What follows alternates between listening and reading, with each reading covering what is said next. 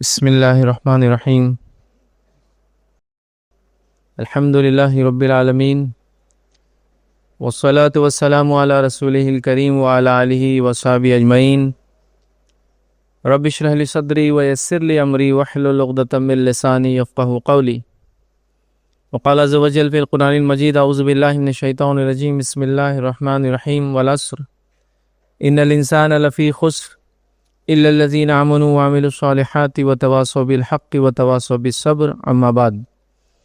تمام تعریفیں اس اللہ عز و جل کے لیے لائق و زیبا ہے جو تمام جہانوں کا بنانے والا اور اسے پالنے والا ہے، اور درود و سلام اس کے آخری نبی محمد صلی اللہ علیہ وسلم پر۔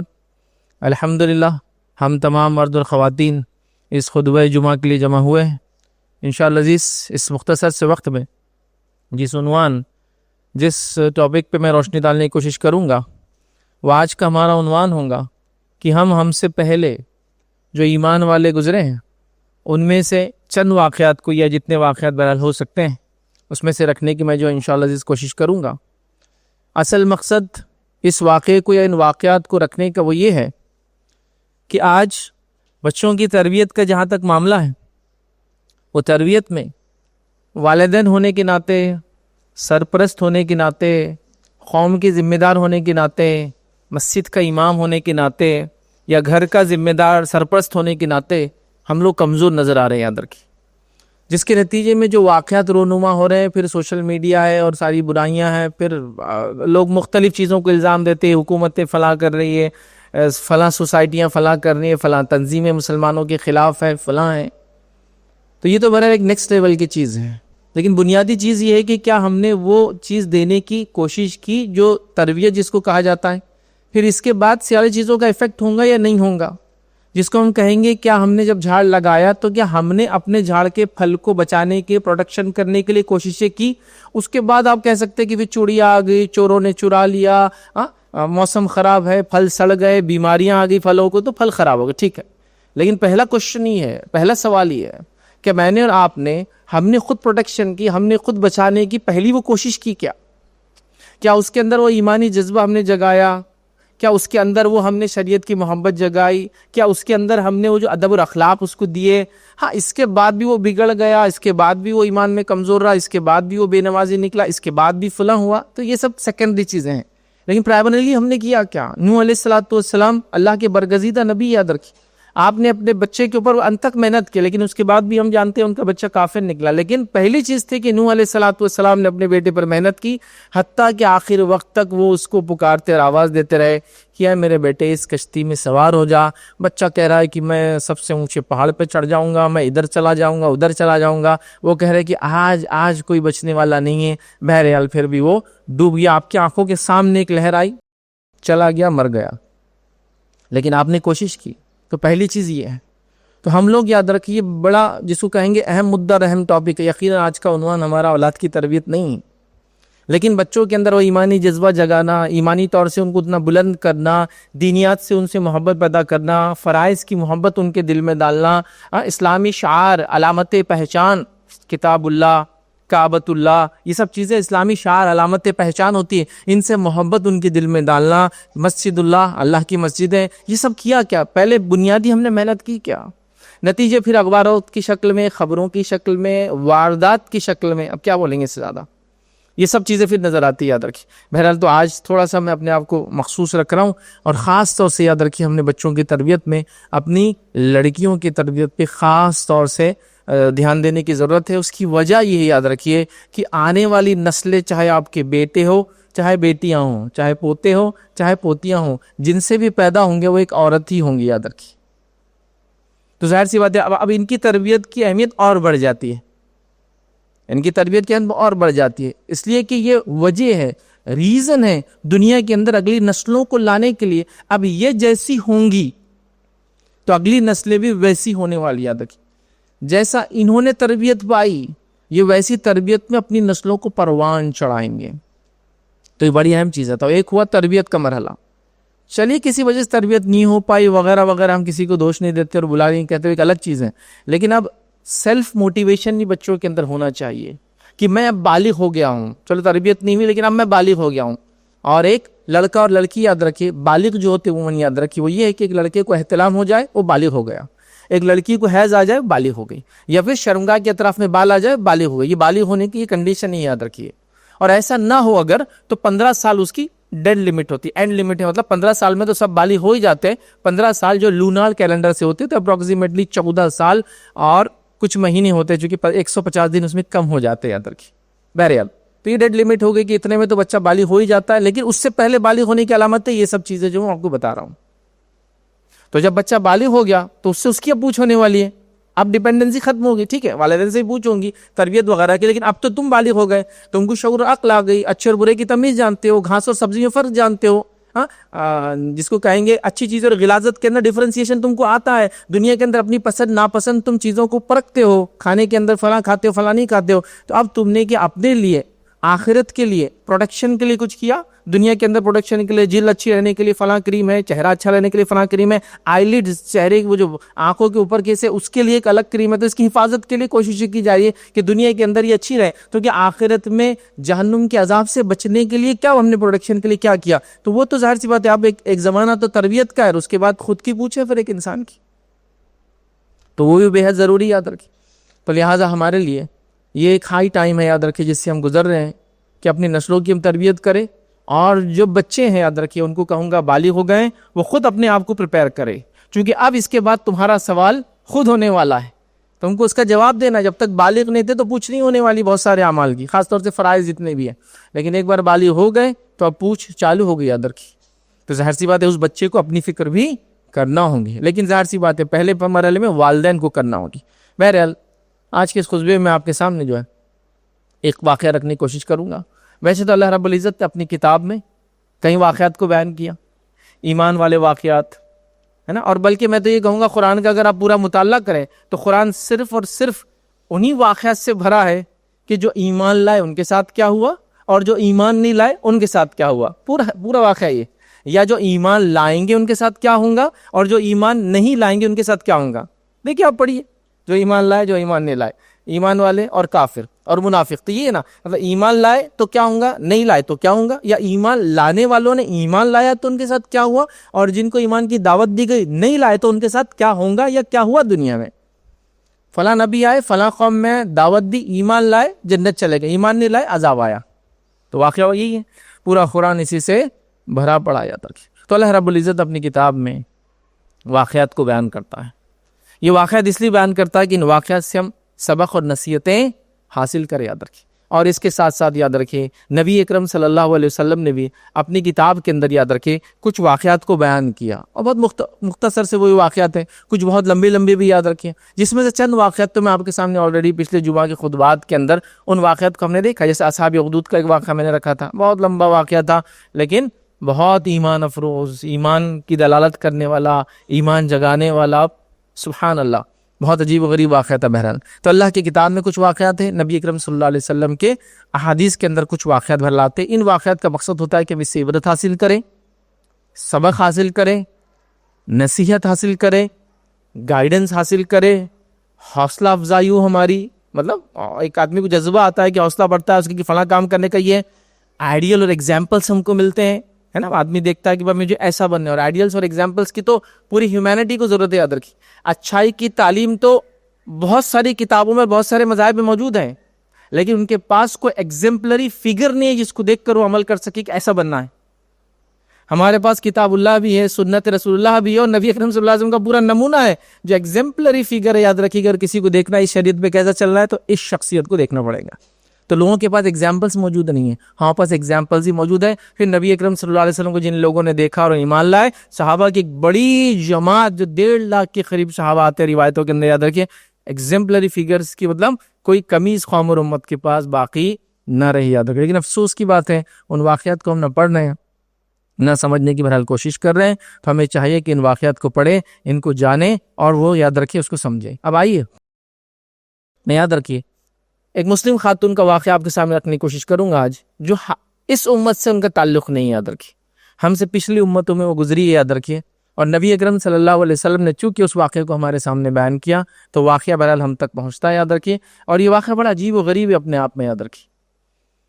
وہ اس اعتبار سے کہ اس واقعے میں ایک ایسا معجزہ اللہ رب العزت نے کیا جو عموماً نہیں ہوتا، یاد رکھیں. اور ایسے معجزہ روایتوں کے مطابق 4 یا 5 ہوئے ہیں. ایک میں اختلاف ہے، تو بہرحال 4 تو ثابت شدہ یاد رکھیں صحیح روایتوں سے ملتے ہیں، ایک میں اختلاف. اور وہ ایسے عجیب معجزہ جو میں کہہ رہا ہوں کہ بچے جس عمر میں بات نہیں کرتے اس عمر میں بچوں نے بات کی، یاد رکھیں.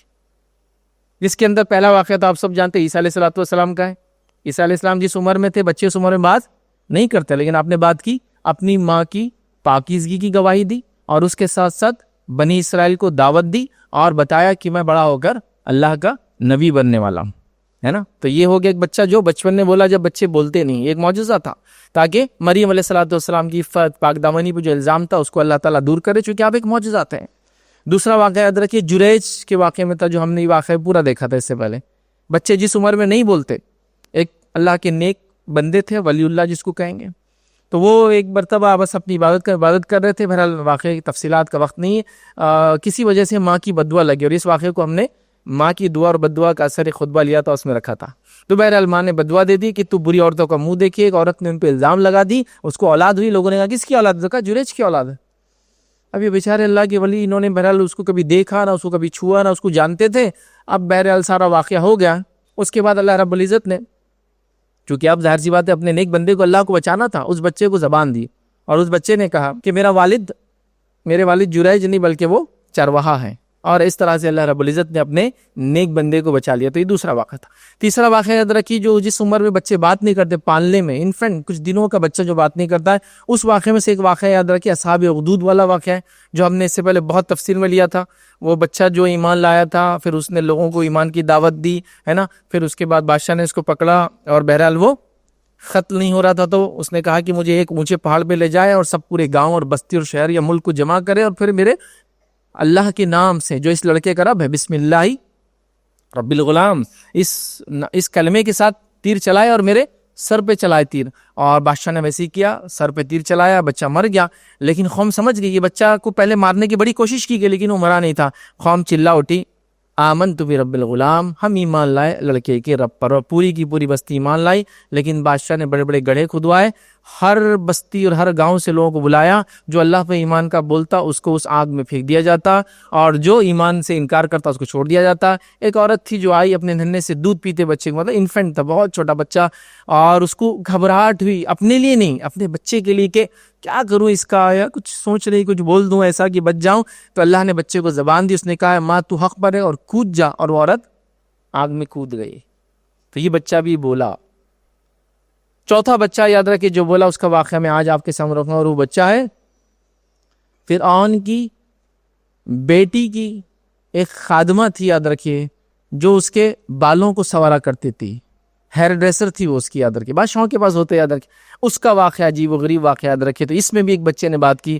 اور پانچواں واقعہ جس میں اختلاف ہے وہ ہے یوسف علیہ السلام کے کیس میں، جس نے یوسف علیہ السلام کے حق میں گواہی دی تھی. کہا جاتا ہے کہ وہ بھی ایک بچہ تھا، بہرحال لیکن اس میں اختلاف ہے یا یہ واقعہ کمزور ہے تو اس کو چھوڑ دیتے ہیں. لیکن 4 بچے ان عمروں میں بولے جس عمر میں بچے بولتے نہیں ہیں. ان میں سے ایک واقعہ آج دیکھیں گے، فرعون کی بیٹی کی ہیئر ڈریسر کا واقعہ اس طرح سے چلتا ہے اور اس طرح سے ہوتا ہے. سبحان اللہ، بڑا عجیب و غریب واقعہ. مسند احمد کی روایت ہے، نبی اکرم عبداللہ ابن عباس رضی اللہ عنہما اس کے راوی، وہ کہتے ہیں کہ نبی اکرم صلی اللہ علیہ وسلم جو ہے معراج کا سفر کرنے جا رہے ہیں. جب نبی اکرم صلی اللہ علیہ وسلم معراج کا سفر کر رہے ہیں اور جبرائیل علیہ السلام آپ کے ساتھ ہیں، تو آپ نے ایک بہترین خوشبو سونگی. جب وہ خوشبو نبی اکرم صلی اللہ علیہ وسلم کو آئی تو اللہ کے رسول نے پوچھا، اے جبرائیل یہ خوشبو کس چیز کی آ رہی ہے مجھے؟ تو جبرائیل علیہ السلام نے روایت کے اندر دیکھیے کہ مجھے دوران سفر ایک جگہ سے بڑی بہترین خوشبو آ رہی ہے. میں نے پوچھا جبرائیل یہ کس کی خوشبو ہے؟ انہوں نے بتایا کہ فرعون کی بیٹی کی کنگھی کرنے والی کی جو ہے خادمہ اور اس کی اولاد کی خوشبو ہے. میں نے پوچھا ان کا واقعہ کیا ہے؟ نبی اکرم صلی اللہ علیہ وسلم سفر کر رہے ہیں، آپ معراج جا رہے ہیں. آپ سب جانتے ہیں معراج کا سفر اس کی اہمیت کیا ہے، یاد رکھیں. اس میں نبی اکرم صلی اللہ علیہ وسلم کا مقام، مطلب یہ معجزہ اور یہ مقام بتا دیا گیا کہ اللہ کے رسول کا مقام کیا ہے، کہ آپ کو آسمانوں کا سفر کرایا گیا اور جو چیزیں عطا کی گئی آپ سب جانتے ہیں. نماز کا تحفہ، جو شخص شرک کر کے نہیں آئیں گا اللہ کا وعدہ کہ اس کو میں معاف کر دوں گا. اور قرآن کے میں سورہ بقرہ کی آخری 2 آیتیں آپ کو تحفے کے شرک، 3 چیزیں آپ کو ملی تھی معراج میں، نماز، یہ وعدہ کی جو شرک نہیں کر کے آئیں گا اس امت کا وہ جنت میں اللہ ڈالیں گا، اور تیسرا سورہ بقرہ کی آخری 2 آیتیں ہم کو دی گئی تھی، یاد ہے؟ ٹھیک ہے بہرحال. تو یہ سفر شروع ہو رہا ہے اور راستے میں آپ کہہ رہے ہیں مجھے خوشبو آ رہی ہے، کس چیز کی ہے؟ تو کہا یہ فرعون کی جو خادمہ تھی اس کی اور اس کی اولاد کی خوشبو ہے جو ان کی قبر میں سے آ رہی تھی، اور یہ خوشبو نبی اکرم صلی اللہ علیہ وسلم کو سنگائی گئی۔ مطلب واقعہ کتنا امپورٹنٹ ہے، اور اللہ رب العزت بہت قدردان ہوتا ہے یاد رکھے قربانیوں کا۔ یہ بات ہم نے ابراہیم علیہ الصلوۃ والسلام، یہ جو ہے اسماعیل علیہ الصلوۃ والسلام، ہاجرہ علیہ الصلوۃ والسلام کے واقعے میں دیکھی، اللہ تعالیٰ قدردان ہے جب لوگ اس کے دین کے لیے قربانی دیتے جو کہ اس کے توفیق سے ہی ہوتی ہے۔ دیکھیے وہ بھی ایک مطلب وہ ہم خود سے نہیں کرتے، وہ اسی کی توفیق سے ہوتی ہے، لیکن اس کے بعد بھی وہ قدردانی کرتا ہے ایسے لوگوں کی جن کو توفیق دیتا ہے اور وہ عمل کرتے ہیں۔ تو یہاں اللہ رب العزت نے اللہ کے رسول کو خوشبو سنگائی، تو اس سے پتہ چلتا ہے اللہ قربانیوں کا قدردان ہے اور وہ قربانیوں کو پسند کرتا ہے اور قربانیوں کو یاد بھی رکھتا ہے، یاد رکھیے دنیا اور آخرت میں اس کا بدلہ بھی دیتا ہے۔ لیکن یہ قربانی ذرا عظیم قربانی تھی، یہ قربانی ذرا بڑی قربانی تھی، اس لیے کہ کئی قربانیاں لوگوں نے اخلاص کے ساتھ اللہ کے راہ میں دی، سب کے واقعات تو نہیں آتے ہیں نا، لیکن کچھ کے واقعات قرآن میں آتے ہیں، کچھ کے سنت میں آتے ہیں۔ گویا یہ پتہ چلا یہ قربانیاں ذرا اسپیشل تھی، سم تھنگ اس میں امپورٹنس تھا۔ اور کیوں نہ ہو، ایک عورت کا واقعہ جس نے بڑی عظیم قربانی دی تھی۔ آئی جب اللہ کے رسول نے یہ پوچھا کہ جبرائیل مجھے واقعہ تو سناؤ جس کی خوشبو مجھے سنگائی جا رہی ہے، واقعہ کیا ہے؟ تو جبرائیل علیہ الصلوۃ والسلام نے واقعہ سنا کر کہا، انہوں نے کہا کہ ایک دن یہ خادمہ فرعون کی جو ہے بیٹی کو جو ہے کنگھی کر رہی تھی۔ یاد رکھیے آپ فرعون کو یاد رکھیے، یہ بات آپ جانتے کہ اول وقت میں اولاد نہیں تھی، جب کون ملے تھے؟ موسیٰ علیہ الصلوۃ والسلام ملے تھے، لیکن بعد میں اس کو شاید اولادیں ہوئی جس کی وجہ سے اس کی ایک بیٹی کا تذکرہ یہاں آ رہا ہے۔ تو آپ پریشان نہ ہو کہ اس کو تو اولاد نہیں تھی، وہ ابتدائی دور تھا، ہوتا ہے نا کبھی ایک انسان کو اولاد نہیں ہے، اس نے نکاح کیا، ایک سے دو نکاح کیا، پھر اس کو پہلی بیوی سے بھی اولاد ہو گئی، دوسری بیوی سے اولاد ہو گیا، ایسا ہوتا ہے بہرحال۔ تو بہرحال جیسا کہ ابراہیم علیہ السلام کے واقعے میں ہوا، آپ کو اولاد نہیں تھی، اس کے بعد ابراہیم علیہ السلام دوسرا نکاح کیا، دوسری بیوی سے بھی اولاد ہوئی، پہلی بیوی سے ماشاء اللہ اولاد۔ بہرحال تو یہ واقعہ آتا ہے کہ اس کی ایک بیٹی تھی اور اس بیٹی کی ایک کنگھی کرنے والی تھی۔ کچھ روایتوں میں بہرحال اس کی کوئی تصدیق نہیں ہے، لیکن واقعات صحابہ کے قول موجود ہے۔ وہ یہ کہتے ہیں یہ وہی خاتون تھی جس نے موسیٰ علیہ الصلوۃ والسلام کو پانی میں پایا تھا، مطلب یہ وہ خاتون تھی جو آسیہ کے ساتھ تھی، اور جب موسیٰ علیہ الصلوۃ والسلام ندی میں بہہ کر آئے تھے، اسی نے اٹھا کر جو آسیہ کو بتایا تھا کہ یہ بچہ ہے۔ بہرحال کچھ نے یہ کہا کہ یہ وہی خاتون تھی، تو یہ خاتون تھی، یاد رکھیے، وہ کنگھی کر رہی تھی اور کنگھی اس سے ہاتھ سے چھوٹی اور نیچے گر گئی، تو اس نے جو ہے بسم اللہ کہہ کر کنگھی کو اٹھا لیا۔ اب شاید یہ ایمان اپنا چھپائے ہوئے تھی، لیکن اس واقعے کی وجہ سے اس سے ایمان کا ظاہر ہو گیا، اور کنگھی اٹھاتے وقت اس نے کہہ دیا بسم اللہ۔ جیسے ہی اس نے بسم اللہ کہا تو فرعون کی بیٹی نے کہا میرے والد، کیا کہا؟ میرے والد کو یاد کر رہی ہو تم؟ تو اب خادمہ کو لگا اب چھپا کے کوئی فائدہ نہیں ہے، ہو سکتا اس نے ایمان اب تک تو چھپایا تھا، بٹ اب اس کو لگا کہ چھپا کر فائدہ نہیں ہے، تو کہا نہیں، تمہارے والد نہیں، اللہ جو میرا اور تیرے والد کا رب ہے۔ چونکہ ہو سکتا اب حکمت کا فائدہ نہیں چھپا کر، چونکہ اب ڈاؤٹ ہو گیا اس کو، اس نے سن لی، اب سن کے کراس کنفرم بھی کر رہی کہ میرے والد کو یاد کرے، تم بسم اللہ کہہ کر، اللہ کے نام سے بسم اللہ کہہ کر اس نے اٹھا لیا۔ فرعون کی بیٹی کہنے لگی اس سے مراد کیا میرے والد صاحب ہیں؟ اس نے کہا نہیں، بلکہ میرا اور تیرا رب اور تیرے باپ کا رب اللہ ہے۔ فرعون کی بیٹی نے کہا میں اپنے والد کو یہ بات بتا دوں گی۔ اس نے کہا کہ ضرور بتا دو، کیونکہ شاید اب چھپا کر کوئی مطلب وجہ باقی نہیں رہی تھی، اب جو کہ معلوم ہو گیا تو اب بولنا ضروری تھا، یا ہو سکتا ہے سرکمسٹانسز ایسے تھے کہ اب چھپا کر فائدہ نہیں، جیسا کہ ہم جانتے ہیں قرآن میں واقعہ ہے حبیب جو کہ کارپینٹر تھا، ایک نجار تھا، اس کا پورا واقعہ موجود ہے کہ جب اللہ رب العزت نے سورہ یاسین کے اندر یہ واقعہ آتا ہے، ایک قوم کے پاس ایک نبی بھیجا، اس نے دعوت دی، لوگ ایمان نہیں لائے، دوسرا نبی بھیجا تقویت دینے، قوم ایمان لائی، تیسرا نبی بھیجا لیکن قوم ایمان نہیں لائی، اور سب نے پلان کیا کہ تینوں کو مار دیں گے۔ ایک شخص تھا جو ایمان لایا تھا، جو شہر کے باہر رہتا تھا، اس کو لگا کہ اب اگر میں نے انٹرفیئر نہیں کیا، بیچ میں نہیں گیا تو قوم نبیوں کو مار دیں گے، تو نبیوں کی جان بچانے کے لیے اس نے کہا کہ میں بھی ایمان لاؤں ان نبیوں پر۔ تو قوم کا غصہ ان تین نبیوں کی طرف سے پلٹ کر اس پر آیا اور قوم نے اس کو مارا، اور روایت میں آتا ہے مارا ایسا مارا کہ اس کو پیروں سے کچلا، اور اتنا کچلا کہ اس کے پیچھے کے حصے سے پوری اتڑیاں نکل کر آگے حبیب مر گیا۔ تو یہاں حبیب کے لیے ضروری تھا کہ تین نبیوں کی جان بچانے کے لیے اپنی جان اس نے اللہ کی راہ میں قربان کر دی، اور اللہ رب العزت نے پھر حبیب کا پورا واقعہ بیان کیا اور کہا خیلت خل الجنہ، کہ جاؤ داخل ہو جاؤ جنت میں، سیدھا، یہ ظاہر سی بات ہے آخرت میں جائیں گے وہ، لیکن اللہ نے بشارت دی تھی کہ جو جنت میں داخل ہو جاؤ۔ تو حبیب کہہ رہے جاتے ہو جنت کے اندر کاش کہ میری قوم کو پتا ہوتا میرے رب نے میرے ساتھ کیا کیا ہے۔ کہ مجھے معاف کر دیا اور مجھے عزت والے لوگوں میرا شمار کر دیا. تو بہرحال شاید سچویشن ایسی آ گئی کہ اب چھپا کر فائدہ نہیں تھا, یا پھر اب بول دیا تو اب ریٹریکٹ کرنا, جھوٹ بول کر پیچھے جانا شاید زیادہ نقصان دہ ہوتا, پھر منافقت کی زندگی جی اور پریشان رہو. پہلے چھپانا ٹھیک تھا جب معلوم ہی نہیں تھا. تو اس نے کہا بولنا ہے بول دو, تمہیں جو کرنا ہے کرو, اس میں کوئی مسئلہ نہیں. اور راز کو چھپا کے شاید فائدہ نہیں تھا, حکمت اب نہیں رہی, تو اس نے کہا بول دو. فرعون کی بیٹی نے اپنے باپ تک یہ خبر پہنچا دی کہ میری خادمہ جو ہے یہ اس طرح سے اللہ پر ایمان لائی ہے, اور اس نے ایسے ایسے الفاظ کہے. اب فرعون نے اس خادمہ کو بلایا کہ اس خاتون کو میرے پاس بلاؤ. جب یہ خادمہ جو ہے فرعون کے پاس لے جائی گئی, جو ہیئر ڈریسر تھی اس کی بیٹی کی, تو فرعون نے اس سے کہنے لگا اے فلانا, کیا میرے علاوہ بھی تیرا کوئی رب ہے؟ اس نے کہا اے عورت, کیا تیرے پاس میرے علاوہ بھی کوئی رب ہے؟ مطلب تو کسی اور کو بھی الہ جانتی ہے؟ چونکہ اس نے اپنے آپ کو سب سے بڑا الہ, سب سے بڑا معبود, سب سے بڑا اس لیے کہا کہ ان کا چھوٹے بڑوں کا جو سسٹم تھا اس میں کہا سب سے بڑا الہ ہوں. ٹھیک ہے, اس نے یہ اعلان کر رکھا تھا. تو کہا میرے علاوہ بھی تیرا کوئی الہ ہے, کوئی رب ہے؟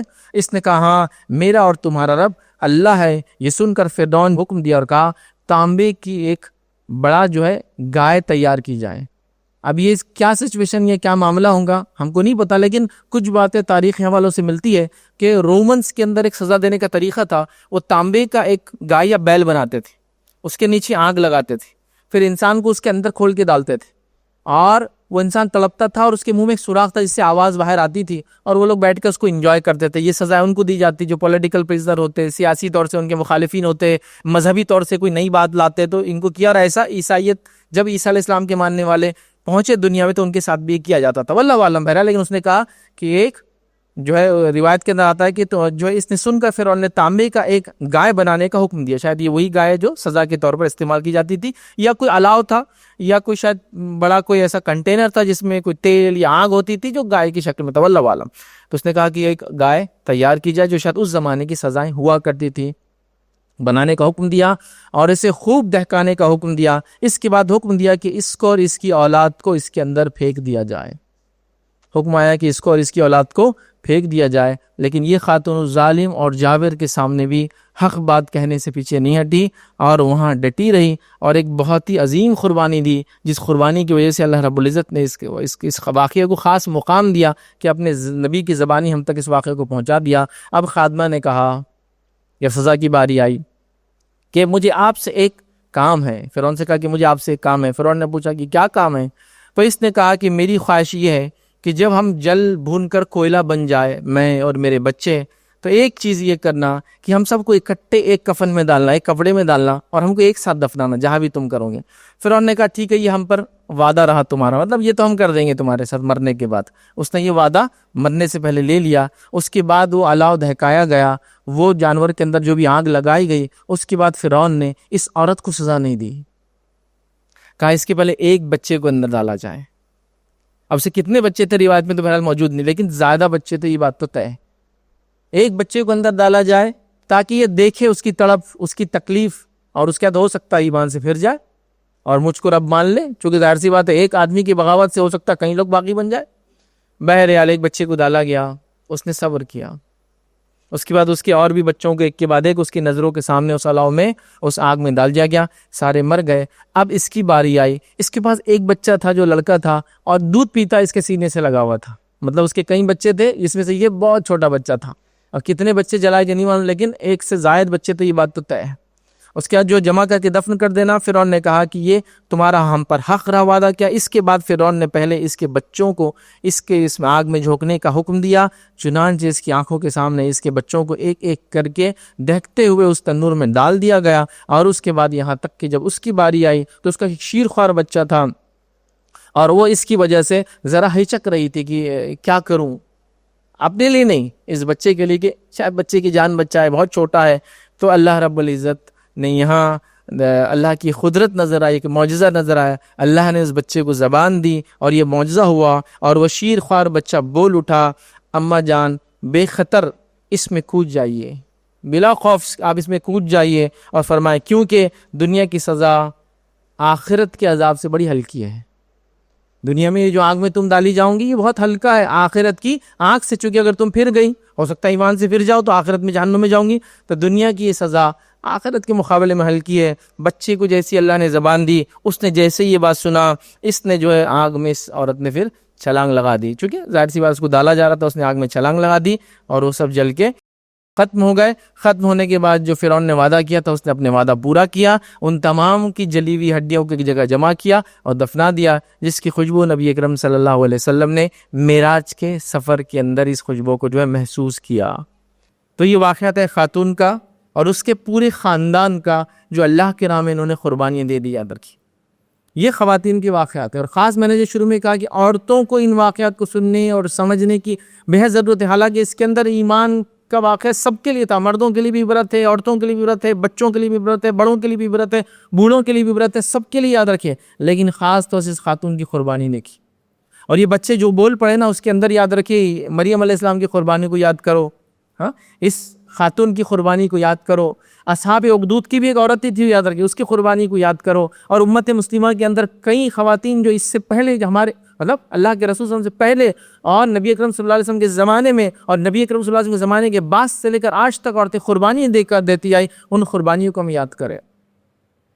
چونکہ میں نے کہا نا کہ ہم نے شروعات بچوں کی تربیت سے کی تھی, عورتوں کے بچوں کی تربیت کرنا ہے تو ماؤں کا ایمان اگر مضبوط ہوگا تو پھر ان کے لیے بچوں کی تربیت کرنا آسان ہو جائے گا. جب ماؤں کے پاس ہی ایمان نہیں ہوگا تو بچوں کی تربیت کرنا ان کے لیے محال اور ناممکن ہو جائے گا, اور وہ دن کے ریگولر روٹین کام کے اندر ہی اپنی زندگیاں کو کھپا دیں گے اور برباد کر دیں گے اندر کی, جو کہ آج ہو رہا ہے. سب سے امپورٹنٹ ڈیوٹی کیا ہے ہماری؟ بچوں کی تربیت, ایمانی تربیت, فرائض کا احکام نہیں. سب سے امپورٹنٹ ڈیوٹی عورتوں کی ہے کہ صبح اٹھ کے بچے کو اسکول بھیج دینا. اسکول میں چاہے وہ ایمان کے خلاف سیکھے یا ایمان کے کوئی پرواہ نہیں, مت جائے, وہ گھر سے نکل جائے 4-5 گھنٹے ہم کو سکون دے, بس. پرائمری ہمارا گول اچیو کہ بچہ گھر سے چلا گیا, چھٹیاں لگ گئی تو دعائیں چالو ہے کہ اللہ چھٹیاں جلدی ختم کر دے, اس لیے کہ بچے گھر پر ہے اور یہ سنبھل رہے نہیں ہیں. چونکہ ہم نے ان سے وہ ریلیشن شپ نہیں رکھا, ہمارا ان سے وہ بانڈ نہیں بنا, ہم نے تربیت کے اصول نہیں سیکھے, تو ہم کو وہ مسئلہ نظر آ رہا ہے. دیکھیے ایک آدمی ہے جو بڑا مشکل ترین کام کر رہا ہے, لیکن آپ دیکھتے وہ مشکل ترین کام بھی مزہ لے کر کرتا ہے, چونکہ وہ اس کام کو انجوائے کرتا ہے. وہ سمجھتا ہے یہ کام میرا ڈیوٹی ہے اور مجھے اس کو مزہ لے کر کرنا چاہیے, تو وہ انجوائے کرتا ہے. اور جب ایک آدمی ایک کام کرتا ہے اور وہ سمجھتا ہے یہ میرا کام میری ڈیوٹی, میری ذمہ داری نہیں, میں مجبوراً کر رہا ہوں, تو اس کام کو بڑا مشکل سے وہ ایک کام تو مشکل سے کرتا ہے, پریشان ہو کر کرتا ہے. تو آج ہم نے بچوں کی تربیت کو اپنی ڈیوٹی نہیں سمجھا, ایمان اور اخلاق ان میں ڈالنا اپنی ذمہ داری نہیں سمجھا, لہٰذا یہ محال چیز ہے. تو یہ ذمہ داری اسکول کی ہے کہ ان کو ادب دے, اخلاق دے, فلاں دے. میں آپ کو کہہ رہا ہوں اسکول آپ سے صرف فیس لے سکتا ہے, بچوں کو چند زبانیں سکھا سکتا ہے, ہو سکتا ہے سائنس کے کچھ کانسیپٹس کلیئر کر سکتا ہے. آج کل کے اسکول تو اس سے بھی خاسر ہوتے جا رہے ہیں, کیونکہ پورا ایک نظام کرپٹ ہو چکا ہے, پورا ایک سسٹم کرپٹ ہو چکا ہے. تو کس کو دوش دیں, ٹھیک ہے. تو بہرحال وہ سب ہو چکا ہے ادھر کی, تو لہٰذا وہاں تو نہیں سیکھ سکتا یہ تمام چیزیں جو آپ بول رہے ہیں ایمانیت. تو فرسٹ پرائرٹی ہے کہ بچوں کو گھر سے نکال دیا جائے, اور جتنی دیر ہو سکتا ہے ان کو گھر سے باہر رکھا جائے. مطلب ہسبینڈ کو بیوی بول رہی ہے کہ دیکھو بچے 2 بجے اسکول سے آ جا رہے, 3 بجے ٹیوشن لگا دیں گے, لمبا والا ٹیوشن لگائیں گے تاکہ پھر یہ 7 بجے واپس آئے. پھر 7 بجے واپس آئے نا تو پھر وہ کھیلنے اپنے گھر سے باہر بھیج دیں گے, پھر کھیلنے میں چل جائیں گے, 9 بجے تک آ جائے. پھر وہ آئے نا تو اس کو مار ڈال کر کے اس کو سلا دیں گے ہوم ورک کرا کے, بس ہو گیا, چلو الحمدللہ ڈیوٹی فنشڈ, تربیت ہو گئی. ماشاءاللہ اگر ایسا روٹین چلتا رہا تو بچہ 10-12 سال میں تربیت یافتہ, با اخلاق, با کردار, نمازی, پرہیزگار, متقی سب نکلیں گا. پھر اس کے بعد بچہ بڑا تو ہوا لیکن ماں کو مار رہا ہے, باپ کو گالیاں دے رہا ہے, چوری کر رہا ہے, فلاں کر رہا ہے, بھاگ کر چلا گیا, بھگا کر لا دیا, کرائم کر دیا, فلاں کر دیا, نشہ کر رہا ہے. پھر پریشان ہے, تربیت میں کمی کہاں رہی, کتنا پیسہ خرچ کیا تم نے, اسکول کی فیس دی ہے, تربیت نہیں دی ہے. تم نے ان کو گھر سے نکالنے کی پلاننگ کی ہے, ساتھ رکھ کر سکھانے کا کوئی بھی اس میں پارٹ نہیں تھا تمہارا. یہ خاتون کو دیکھو, یہ با ایمان تھی تو اس کے بچے با ایمان تھے. روایت میں کہیں نہیں کہ کوئی بھی بچہ اس کا سر کا, کوئی بھی بچہ بھاگا, کسی نے بھی ماں کے خلاف کوئی بات کہی کہ تمہارے وجہ سے یہاں جا رہے ہیں ورنہ فلاں فلاں فلاں رہتے تھے, سب آگ میں ڈالے گئے. جو بھی کتنے شعور کے تھے نہیں پتا, چھوٹے بچے کو اللہ نے زبان دی اور اس سے چونکہ وہ جھجک رہی تھی وہ بھی چلی گئی. تو یہ ماؤں کی قربانیاں تھی یاد رکھی. اور اسلام کے لیے اسلام کی بیٹیوں نے, اللہ رب العزت پہ جو ایمان لانے والی عورتوں نے عظیم قربانیاں دی, جن قربانیوں کے نتیجے میں جو چیزیں آپ آج دیکھتے ہیں وہ یقیناً ان قربانیوں کا نتیجہ ہے. اسلام کے لیے سب سے قربانی دینے والا کوئی مرد نہیں, ایک عورت تھی یاد رکھی, سمیہ. آپ سب جانتے واقعہ ان کا, رضی اللہ عنہا, یہ ایمان لائی تھی اور پہلی شہید ہے اسلام کے لیے, یاد رکھی.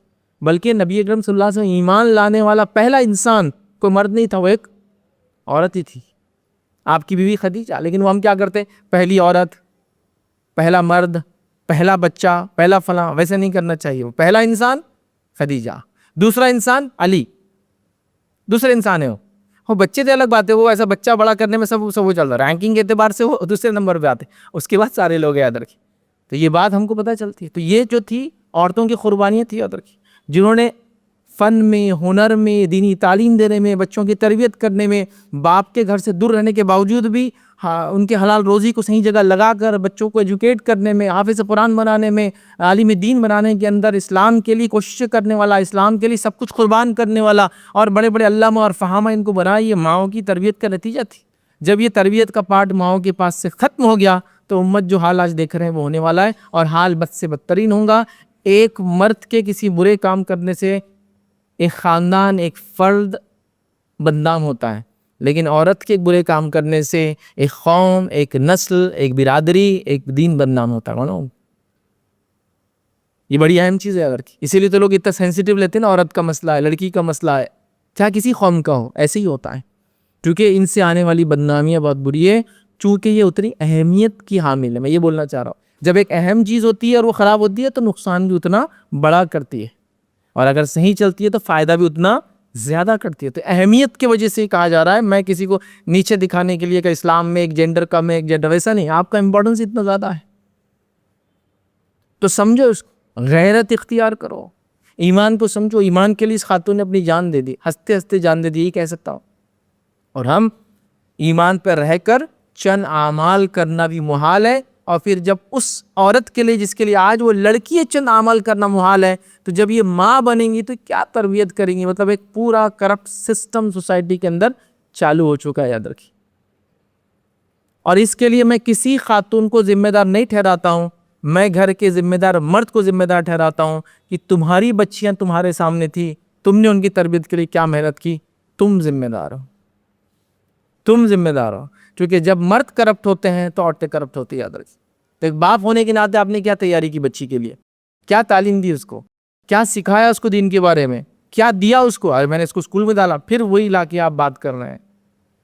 آپ نے کیا اسکول کو ٹھیکیدار سمجھ لیا ہر چیز کا, تعلیم دی میں نے, ایجوکیشن دیا, نہیں, اخلاقیات سکھائی کیا, دین کی اہمیت سکھائی کیا, نہیں. اس کے لیے دین تو اب مذاق بن گیا ہے, دین کو چھوڑنا بھی اس کے لیے اب مذاق بن گیا ہے. ریزن کہ ہم نے اس کو وہ تعلیم نہیں دی, اس کے اندر وہ چیز نہیں جگائی جو جگانا چاہیے تھا.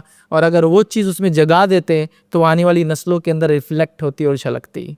سبحان اللہ. تو کہیں نہ کہیں قومی اعتبار سے ہم کمزور رہے, کہیں نہ کہیں ایک سوسائٹی کے اعتبار سے ہم لوگ پیچھے رہے.